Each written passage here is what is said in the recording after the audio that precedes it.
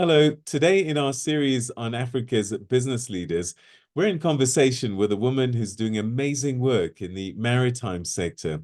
She's a serial businesswoman and has been leading the way as well for young entrepreneurs. She, amongst other things, is the CEO of Shosholoza Port Operations, managing partner at Potlako Global Logistics, as well as a director at MSC Mediterranean Shipping Company. She's also president of the Young Entrepreneurs South Africa. Our business leader today is Innocentia Motau. Innocentia, thank you so much indeed for joining us on the BRICS Africa channel. It's indeed my pleasure to be with you here and all your viewers. Thank you. So, Innocentia, let's start with your CV. It tells quite a story. And I want to begin with education because it looks like you've studied for more than 20 years after leaving school. So it's almost been a career in itself, education. Why has it been important for you? Look, I guess it's also part of our bringing with parents who just want us to be educated, I mean, they view it as a tool to get you into life, to get you a job, to get you to fit into the whole narrative of life. And when I started, honestly, I was just good in everything I was doing. And my mom, went into the field of medicine for me. And I wanted to be a chartered accountant, but she won the battle. I pursued science, a degree, a BSc in microbiology and biochemistry, completed it, but I was just doing well and not ready for the workplace. And I continued to do my chemical engineering. At that point in time, I got an opportunity while doing it to go to Germany to do a postgrad in water engineering. I took it on, I was young. And that's how basically my education life was shaped. Fast forward to now, with what I've gained post my postgrad in engineering and water studies, was the fact that I was equipped to get into just about any career. So I could be in mining, I could be in banking. I was in the family business and I shaped my mom's business, because I'm a process design. Okay. She was in hospitality. But because it wasn't my passion, she could have done shoes or fixed cars. I was going to join her for the family business sake. Then I went into banking and I actually thrived with my engineering into banking. Post-banking, I went into shipping. Shipping, I was commercially fit. I was old enough at that point in time, but I didn't have depth of the industry of maritime. And that's when I pursued my master's in maritime economics, just to understand the sea freight market, be able to analyze the demand and supply on the logistics front. And that's how my evolution of studying came about. And now I'm actually ready for my PhD. My goodness. Why doesn't that surprise me? So your professional career then landed you in the blue economy and logistics. Do you think you found your space now? I think I do. I do now know that I belong to the oceans economy. It's been 14 years of a successful journey. I feel the industry likes me. The industry works with my energy. I was at the right place at the right time. I work for MSC, and with MSC, they eventually made me a partner of a division. And they just have time for me. I've got a very good sponsor. And I'm here to stay. I'm a maritime girl. I call myself a maritime entrepreneur, actually. Talking about entrepreneurship, was that always a dream, or was that something that found you as you went along with life? Definitely, it found me as I walked along my life. My family is very entrepreneurial. I grew up in an entrepreneurial family. My grandparents had shops, and I used to count money, and hence I respect money. My grandfather has always taught me to respect the smell of money, the cleanliness of money, so that money, you attract money the right way. So I've been exposed to the entrepreneurial journey for the last 17 years of my life. And on my journey back in 2009, I got to be called in Parliament when NYDA was formed to be on the board of National Youth Development Agency, representing young people in business. And that too shaped my interest in getting many who are like me and shape them better through these organizations like NYDA. So it's something that's been ingrained in my life as I was growing up. It wasn't by choice, but it found me ready. ready to grab and go with it. So I'm a proud businesswoman today. Okay, so the shift for you wasn't that difficult, but I guess the education and the corporate experience helped in terms of when you start scaling up and running big businesses. Certainly. So yeah, so I've got a mixture of both. Hence I said when I joined a Mediterranean Shipping Company, which is the largest shipping line in the world and number one in South Africa still, I got in as a CEO. I went to school. I built on my depth on understanding the nitty-gritties of the industry. And we had a different conversation when I came back from school to say, what business can we do together? And that's how a subsidiary was formed called Potlako Global Logistics. I'm a 30% shareholder of that bit of business within MSC. MSC is a 70% shareholder.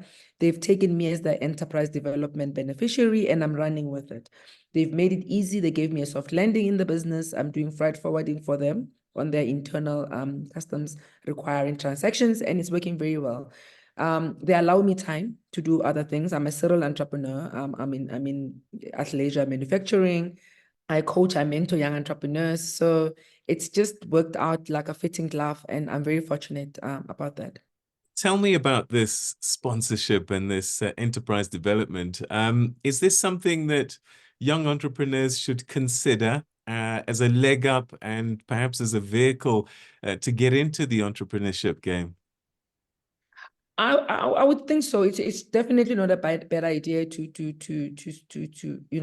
fall for, because I've seen a lot of young entrepreneurs thriving from the opportunity of ED. It's just that what I've tend to realize was that it was bad timing, bad place, and it wasn't used right. So you get young entrepreneurs who just rush through the process and I want to get rich quickly, not realizing that enterprise development is just to get you into the system. It just sets you in to make you understand, cut on your cost and overheads, but let you run the business and your craft and solve the world problems. So I think young entrepreneurs need to look at it for what it is and not for what they think it should be. It's not a get rich quickly scheme where they throw in money on something you don't even know what to do. You're not an expert in it. So with MSC, it was pretty simple because I was astute. I knew the shipping business. They could invest in me after seeing my energy, and I actually propelled their profile as well as a business. From a transformation point of view, from a Black empowerment point of view. So it really worked as a glove. So what entrepreneurs really need to take out of this message is that it's not about them understanding it the way they want to. It's not a money-making scheme. It's one that propels them. It's a step forward to a bigger picture, but they need to exert themselves on that opportunity. You spend a lot of time with young entrepreneurs and developing young entrepreneurs. Talk to me a little bit about this young entrepreneur, South Africa, YESA. And I believe it fits into the G20 story. Yeah. So YESA was founded along my NYDA journey in 2010, basically looking at setting up a very fertile ecosystem for young entrepreneurs. And as you've raised your question earlier of saying, how do young entrepreneurs take charge of this enterprise development and understand what it's all about? We are not going to be who we are if we don't have a fertile ecosystem, meaning government, corporate, and ourselves need to hone our work together and work together as a collective. So YESA was basically formed based on those principles to say, how can we use government to propel our interest, to have policies that support what young entrepreneurs seek to achieve, and also to get corporates like banks to come and support the plight of young people. And that's how YESA was formed. But at that point in time, the Canadians in 2010 were forming the G20 after the G7. Again, right time, right place, right people. I got called in to be part of this G20 Young Entrepreneur Alliance. And now I'm one of the founders, and I'm still a member and very excited that we're hosting next year. The alliance is pretty much about young entrepreneurs from 20 strong economies in the top 20 countries of the world that get together and talk innovation, exchange ideas, do benchmarking exercises together, and also exchange cultural interests among each other. I've been on this journey for 14 years, And I'm excited that Cyril Ramaphosa will be the president of the G20 next year, which means that I will be hosting the Young Entrepreneurs next year. The members are based on, entrepreneurs that are ready to trade internationally, not startups, but merely emerging, that have identified products they can export out of South Africa and products they can import into South Africa that South African communities need. So it's a really, really powerful platform, very proactive, self-funded, of young entrepreneurs that connect, innovate together, and really change the narrative of business around the world. So South Africa is hosting it next year. What will that mean for young entrepreneurs in South Africa and also maybe on the continent? Let me first start with the continent because they've just been welcomed. The AU has just been welcomed into the G20. So we're just from Brazil. We also welcomed our young cohort of the African Union into the alliance. And we've elected the president and the Sherpa, which is like the CEO of the alliance, of the alliance, that's the member organization, is a South African young lady. So for us, the main thing is that, yes, I've been on the journey, and a few entrepreneurs who could afford could join me everywhere I went the last 14 years. There's young business people who are just never exposed to this kind of opportunities. So that's what the summit will pretty much bring to South Africa. One, two, we will be celebrating a lot of successes over the 14 years that I've journeyed through this whole alliance summit attending. I met a lady last 2 weeks back in Brazil who's telling me that my material is actually imported into South Africa. I've got a business partner, a young South African lady I met through the G20, and we're making kitchen fits that are in Kramerville. I'm like, good story.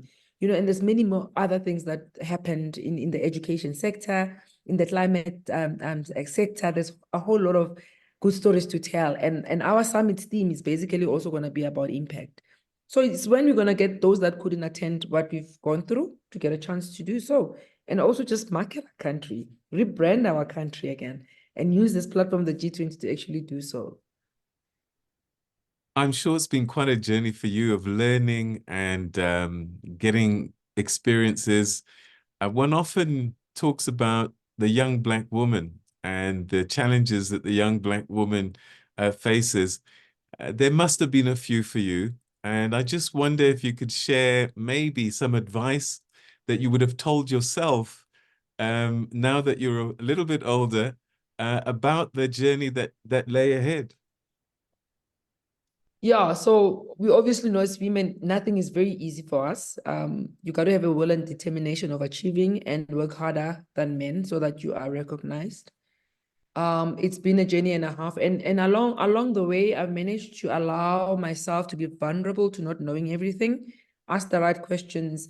I'm leaned on a lot of mentorship and coaching from the elders, and keeping up with the pace of corporate and the ladder. The ladder is very hard because women have to double exert themselves to be like men. We are not men. I'm for gender equality. Gender, men and women need each other. So I've always had a very positive attitude towards gender balance. And that's really got me through the ranks in terms of me being a young woman, stood what I've understood, did my work, grafted with what I needed to know, got mentorship, got coaching, never played ahead of myself. And I think that's how I survive. I've got a will to succeed. I just love success. I love being purposeful. It's just, I'm ingrained in it. And I talk to a lot of young people and young girls about it as well. It's my calling, to show them that life, it's in your hands. You hold that whole narrative about yourself, and the journey belongs to you and no one else. And that's been me. I've been fortunate with having a very strong mother. I was raised by a single mother and grandparents. And, they've instilled that sense of hard work, sense of purpose in me, which I really carried along with me until now. I'm not young anymore. I'm for young people, but I'm getting there. I'm there. I think I'm there. So now, talk to me a little bit about BRICS. This is the BRICS Africa channel, and you mentioned Brazil. I just wonder what your message would be to the BRICS nations, the Brazils, the Indias, the Chinas, about us as a continent and as a country. The most interesting thing for me personally about BRICS is that I was there in Sanya when it was signed in 2011, representing young people in South Africa. I was there with President Jacob Zuma as one of the invitees. I was very young and dynamic, and I'm part of that history, number one. Secondly, every summit has a BRICS story. Brazil, Russia, India, China, and South Africa are part of the G20. We make sure during a summit we meet because I feel we are a force. One, our economies are brilliant. Our economies are big, and everybody's looking for those economies. So why not be better organized all the time as a cohort? We exchange a lot with the BRICS company within the G20 space as young people. We're going to China in October to cement some more relationships with the Chinese Council of Young Entrepreneurs. So BRICS is a force. We got to always be conscious and deliberately make the noise we need to make about who we are, jealous about our innovation, jealous about our economies that are growing and are being disruptors out there. So we are a force. I'm comfortable with it. We take a space within the G20 and I'm pretty much a BRICS site, if I can put it that way. And one of the people who were there and evidence the signing of the BRICS stream in Sanya in China in 2011. Wow, so exciting. What a milestone to be part of. All right, so you've achieved so much already, and you've still got decades ahead of you. What are your ambitions, hopes, dreams still left to be played out? Well, I just want to be healthy enough. I pray. I'm very spiritual. So number one is my health. I pray a lot about my spiritual mental health being. I need to be okay. Secondly, in the shipping business, I'm passionate about ship repair because that's where I feel jobs will be created. I feel a lot could happen to make South Africa the shipping nation that we wish for it to be. There's many things that are going on being conversated about, which I don't believe are going to be the change makers and the game changers in the maritime industry. So I'm going to be building a dream of getting an opportunity to get into the ship repair space. I'm also dreaming of really getting our young entrepreneurs to be world material, world sources to change through my voice, through my platforms, through my initiatives. And I hope, one day that we'll be, signing big deals with our young people based on the platforms I've created. And I can touch as an old pensioner one day, change lives. I've created the jobs that seem to be very difficult to be created at this point in time. And that's pretty me. I'm a child of the world, and I'll continue being a child of the world. And an incredible story that you've lived so far. Thank you so much, Innocentia, for joining us on the BRICS Africa channel. And I'm pretty sure that many people watching this conversation will be inspired. So thank you so much indeed for that. It's my pleasure. Thanks for having me.